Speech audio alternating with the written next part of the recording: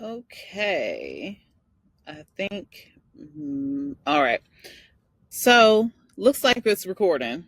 It just had a weird little glitch. But anyway, we're about to hang out and we're going to play around with Google's Gemini, their AI assistant. It calls itself your personal AI assistant.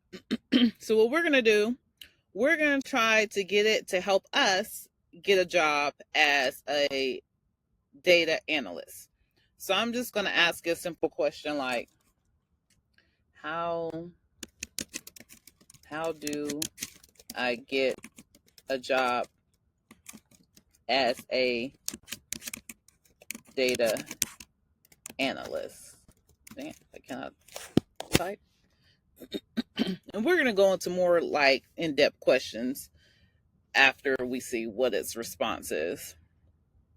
Okay, so it's saying becoming a data analyst is an exciting and demanding career path. Here's a breakdown how you can achieve this.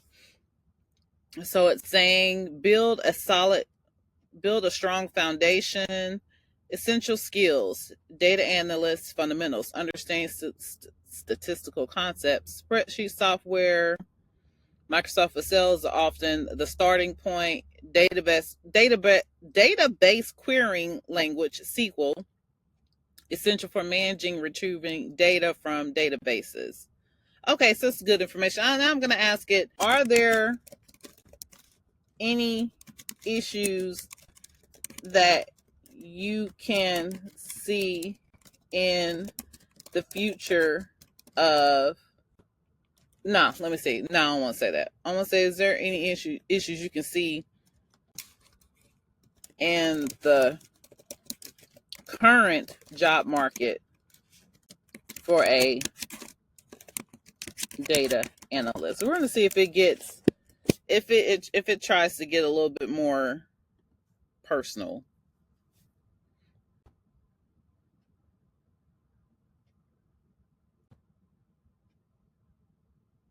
Okay, while the job market for data analysts appears robust overall with strong projected growth, several issues and challenges exist for both job seekers and employers. Okay, let's see what they're talking about.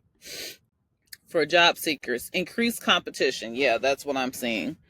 The popularity of data science and analytics has led to a larger pool of candidates, making entry level positions more competitive. Yes. You'll be competing not only with recent graduates, but also with individuals looking to switch careers. That would be me. Oh boy. Rising skill expectations. The baseline technical skills required for data analyst roles are increasing. Proficiency in SQL and data visualization tools like Tableau and Power BI are often considered the minimum. Programming skills in Python or R are becoming increasingly expected, even for analyst roles blurring lines with data science positions. Need for domain expertise. Many companies are looking for analysts who not only have technical skills, but also understand the specific industry they operate in, healthcare, blah, blah, blah. Importance of a strong portfolio. Simply listing skills on a resume isn't enough. Yeah. Employers want to see tangible evidence of your abilities through a portfolio of projects. Yeah, that's where I was talking about. I have to do that. That demonstrate your end-to-end data analysis process, from data cleaning to insights and visualization. Sorry about that. I know I need more sleep. Standing out from the crowd. With more applicants, it's crucial to find ways to differentiate yourself. Catch 22 of experience. Entry-level roles often ask for some prior experience, creating a challenge for those trying to break into the field. Yeah, duh. This is where internships, personal projects, and even volunteer data analyst work can be valuable. Volunteer? People got bills, honey. Salary transparency, meaning job postings still don't disclose salary ranges, making it difficult for candidates to gauge whether a role aligns with their expectations. Oh my God. Every time I start talking, I start yawning, no matter what time of the day it is. Remote work competition. While remote opportunities exist, they often attract a larger number of applicants, increasing competition for these roles. Yeah, see, that's the problem already, and this is why when I'm studying for this stuff, I get so double-minded because thinking, am I doing all this work for nothing? It makes you think, like, do I want to get into this whole thing where I'm going to be out here beating the pavement for a job? I already have a pretty decent situation. And the only thing about my job is in the winter and sometimes in the summer dealing with tornadoes, it can get very dangerous out here. And so, yeah, that's the thing with this job. Like, it gets so dangerous. And I mean, my real passion is YouTube, creating videos. I don't know, y'all. This stuff is discouraging. And it's like, you want to be optimistic, like, well, you know, that may not necessarily be my experience, but I'm at an age where I can't take a bunch of L's and keep recuperating. I don't have the ability to do this at this point in life. Y'all, and I'm pretty sure y'all know what I mean when I say that. I don't have the ability to do that. And I think I'm supposed to be looking up here while I'm talking to y'all. So I'm looking up here from now. I keep looking at myself, but I need to be looking up here. Maybe I should put my bubble up here so I can look at y'all. No. Anyway. So for employers, challenges for employers. Talent gap. Despite a growing number of aspiring data analysts, there's still a perceived gap in finding candidates with the right combination of technical, analytical, and business acumen. Retention challenges. Once companies find skilled data analysts, retaining them can be a challenge, especially with high demand and competitive salaries offered elsewhere. So what it sounds like to me, once you get your foot in the door, if you build upon your skills, you'll become highly marketable, if you will, and you'll probably be able to be more competitive in this role. Now, here's the concern. If, like I am doing, you're able to get a certification online, a lot of this stuff is remote work. I keep looking at the wrong thing. A lot of this stuff is remote work, and you want to, yeah, I mean, like, it gets so competitive. It's going to be super competitive. I'm trying not to, I feel like I'm talking myself out of this. It's just, I have so many concerns, y'all, and y'all understand, you know, this channel's for people that's 40 and over. You know, we don't have a bunch of time to be playing around with stuff. So, ensuring data quality, analysts often spend a significant amount of time cleaning and preparing messages. Finding candidates with strong data wrangling skills is crucial. Yeah, I can see that. So, overall trends and considerations. Okay, we're not going to go through all that. What I'm going to ask, let's say Chat GPT, this isn't Google Gemini. I'm going to ask them specific thing about my specific situation. I'm going to say, with my, I think this is in the way, y'all can't see it. With my experience in real estate administrative roles. With my experience in real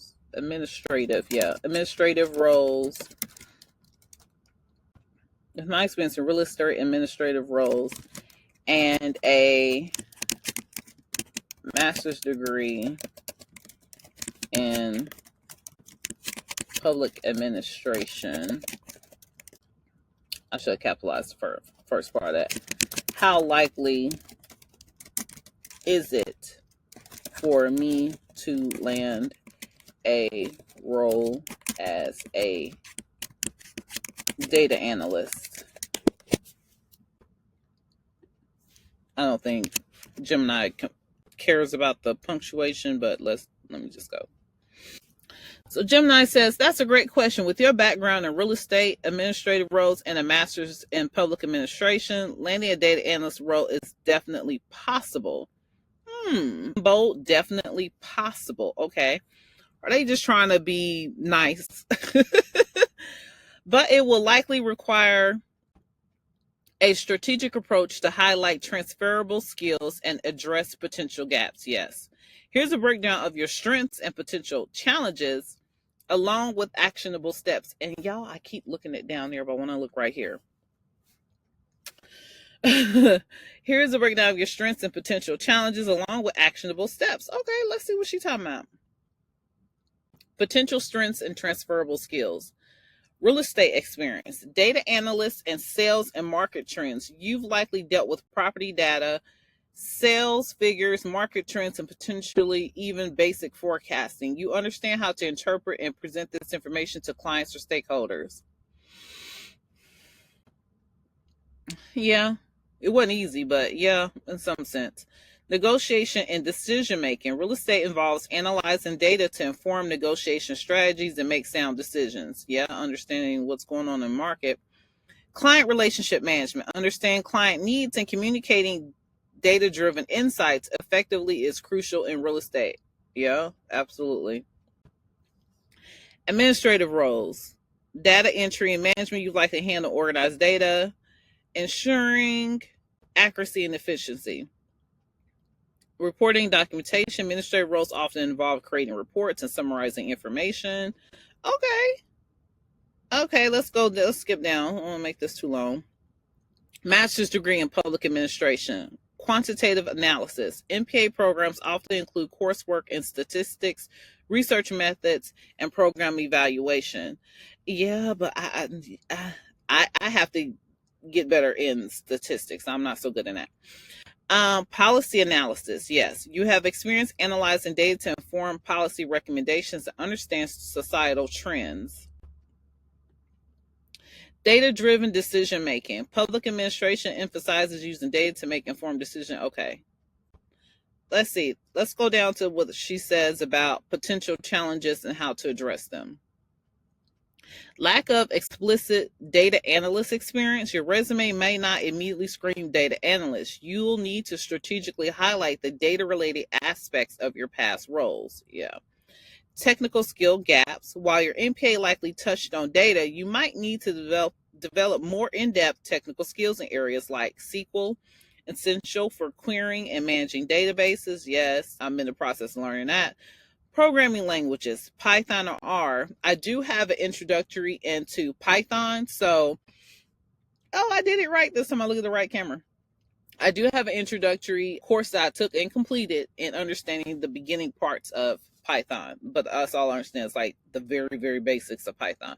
Which Python, if any of you are looking into learning a programming language, go into Python. Python is highly used for AI and all the AI stuff now. If you have any interest in that, start with Python and start building upon that. And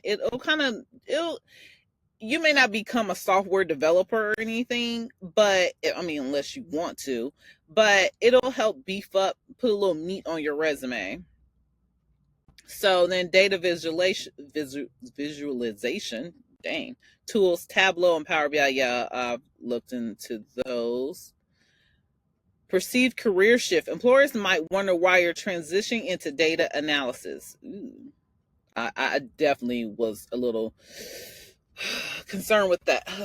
There's just so many things I'm concerned with this. You'll need a clear and compelling narrative explaining your interest and how your existing skills are transferable. Okay, we're going to wrap it up with this part right here. Steps to increase your likelihood of landing a data analyst role. Identify transferable skills. Highlight relevant MPA coursework. Acquire necessary technical skills. Okay, I'm not going into detail. You all can pause and read that further if you want. Build a portfolio. Yeah, that's why. Wait a minute. This is important. I'm going to stop here and build a portfolio. This is arguably the most important step. I've heard that from several sources. Create projects that demonstrate your newfound skills and your ability to apply them to real world scenarios. Consider projects related to real estate data. Okay. Public administration data, administrative data, showcase the entire data analysis process. Yes. Okay. That's pretty good. Tailor your resume and cover letter, right? Network, yeah. Consider entry-level junior roles. Yeah. Highlight domain knowledge. Okay. Like my experience in real estate or public administration. Consider certifications. Yes, that's what I'm currently doing. In conclusion, while your background isn't a direct match for a traditional data analyst, you possess valuable transferable skills and domain knowledge. Okay, so I'm not going to read the rest of that because I do. Right here is where I want to encourage you all to do something very similar to what I just did. Google Gemini has been very helpful. I have one that I have it on my phone, and I'll literally like do like the speech thing on there, and where you could just ask a question like verbally. So I'll be like just thinking of something. I'm like, hey, how could I do such and such and such and such? You could do something similar to that. I mean, you literally can ask it conversational questions and get pretty decent answers. Now, AI is not perfect. So some of these things you want to do further research, but it's a great way to kind of help you brainstorm. I'm looking at the wrong thing again.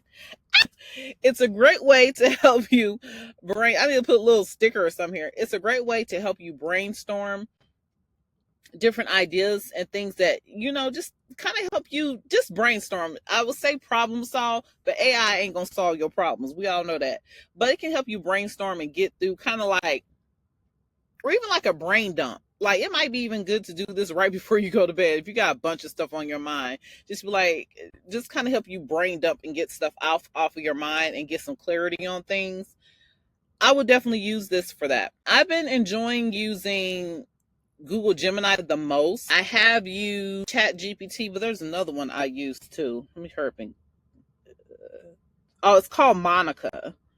I think it's like I think this is a Chinese app though, Monica. Monica's fine. Monica's really good. Monica is really good with that deep research type thing.